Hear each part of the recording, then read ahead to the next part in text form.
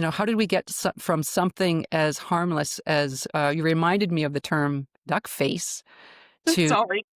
full on AI filters shaping how we present ourselves and how we even perceive beauty itself. Ren, just to demonstrate for Dion, initiated duck face. So we know what we're talking about. So yes. That was a good Wow. duck face. Wow. Yes. Wow. Where do we start with that? The whole topic of AI and beauty is one that I don't even know where to begin. It's a very, very, very big mushroom to even bite into, and it's getting bigger. But let me just start with an analog story. I was Mm, just on YouTube and saw somebody posting, and I don't know if we can actually share it and find it and then maybe put it up somewhere. But hmm somebody was sharing what Koreans look like before the whole K-pop revolution. Interesting. And it was astounding to me. And this was just an analog story of pre K-pop and hmm plastic surgery and all of that. And if you know a lot of these K-pop performers, that is not their original face, right? And I was just stunned.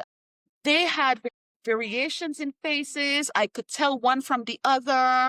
And I thought, how cool. But today, you have these K-pop type filters that can give you that K-pop look. And for a lot of young, impressionable people growing up, that is the beauty standard that they aspire to.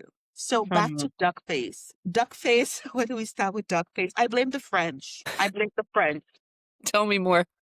Why do I blame the French? If you look at the court of the Louis, I don't even know which Louis to start with, but one of the Louis, you look in the audience and the way makeup was applied, it was always within the center, right? If you recall, Got right? it. Oh, And you also see that in Victorian England. Lipstick was not something that was applied liberally like we apply right now, like I have it on. It was hmm very much what simulated, I guess, a cute duck. So, fast forward, we have the onset of social media. We see the rise of duckface with the Kardashian Jenner clan and hmm how everything had to be constructed for the gaze of the audience via, of course, their mobile phones. And that, to some extent, became the aspirational beauty standard, right? And a lot of it was, and you can find this, I wrote about this somewhere else. You could hear the Kardashians saying, oh, this is how you do it. Actually, lessons on how to do duckface by the Kardashians and others. And mm so when they were sort of centered to culture, just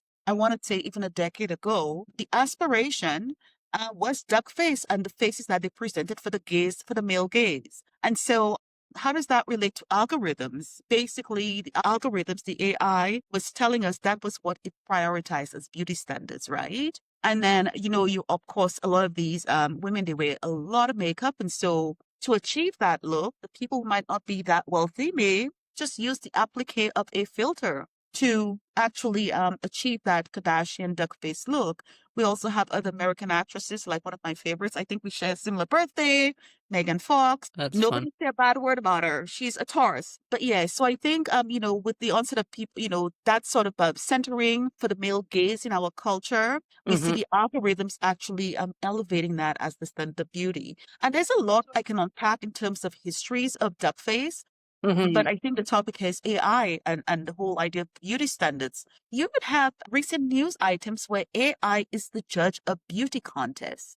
So yeah, so what does it mean? So from your point of view, what does it mean when algorithms decide what's attractive? What does that mean? That's a big question to unpack. But what it means is that we have, as human beings, allowed AI to take a lot of our essence and Mm, sense of meaning, sense of representation as a collective and said, you know what, you tell us what you think is beautiful, right? As opposed to having our natural, heaven given variety of beauty standards, culturally beauty standards, and all of that, right? Culturally diverse beauty standards. So I think that is one mm, of the big humps that now we have a uniformity of what beauty is, whether it is the trend of the BBL, whether it is duck face, whether it is what is it?